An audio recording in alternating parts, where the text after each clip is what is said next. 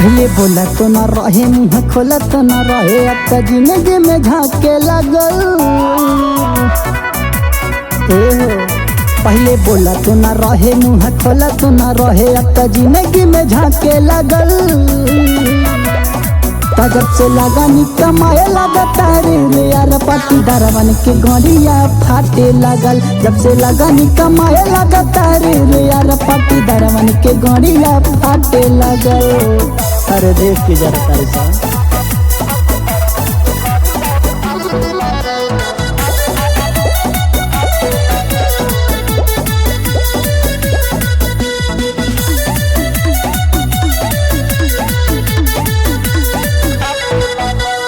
निकली हम जब पोज बना के, सामने आवेला वो देखे टेढ़ुरा के।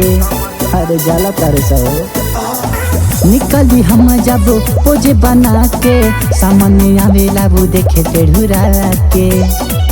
तब बतावे चाल भाई कुकुर के हाल, खाली हमारे के भोके लगल।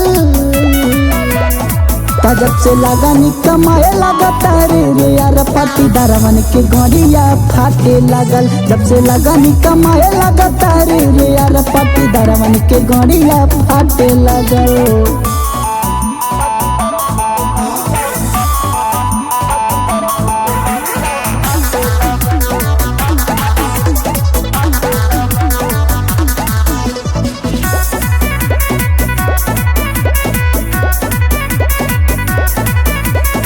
अपन काम धन धसब खो के, राहुल के पीछे पड़ल हाथे धोके।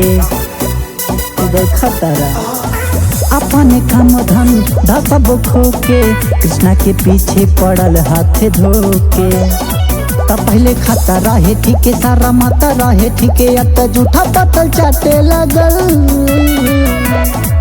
जब से लगानी कमाए लगा तारे रे यार पाटीदार बन के छातिया फाटे लगल। जब से लगानी कमाए लगा तारे रे यार पाटीदार बन के छाती फाटे लगल।